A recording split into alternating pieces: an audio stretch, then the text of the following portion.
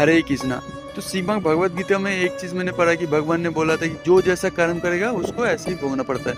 बहुत लोग सोचता है कि मेरा ही नसीब खराब है, मेरा ही साथ ऐसा क्यों होता है, मैंने कभी किसी का बुरा नहीं किया फिर भी मेरे साथ ऐसा क्यों होता है। वो तुम्हारा अगली जन्म का कर्म फल था, क्योंकि शायद तुमने किसी के साथ गलत व्यवहार किया, गलत आचरण किया, जिसके कारण से तुमको इस जन्म में ऐसे ही भोगना पड़ रहा है। ठीक है, तो भगवान को भी भोगना पड़ रहा था, क्योंकि बाली के साथ सुग्रीव का युद्ध हो रहा था।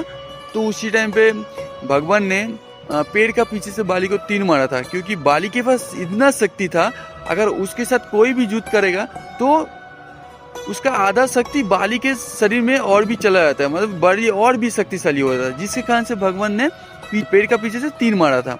और युग में जब भगवान श्री कृष्ण आया था, तो जब पेड़ में बैठ के बांसुरी बजाया था, तो उस टाइम पे एक शिकारी आया था। उस टाइम पे शिकारी आके उस पांची समझ के उसको तीर मारा था, और तीर उसका भगवान के पाँव में लगा था। शिकारी दौड़ दौड़ के आया, देखा हे प्रभु मैंने गलती हो गया। भगवान श्री कृष्ण ने उसी टाइम पे बोला तुमने कोई गलती नहीं की, जब अगली जन्म में मैं राम था और तुम अगली जन्म में बाली था, और मैंने ही तुमको तीर मारा था, जिसके कारण से मेरे को ऐसा भोगना पड़ा। तो ये कभी मत ये सोचो कि मेरे साथ ही ऐसा क्यों होता है, ये अगली जन्म का शायद खराब कर्मफल था, जिसके कारण से तुमको ऐसे भोगना पड़ता है।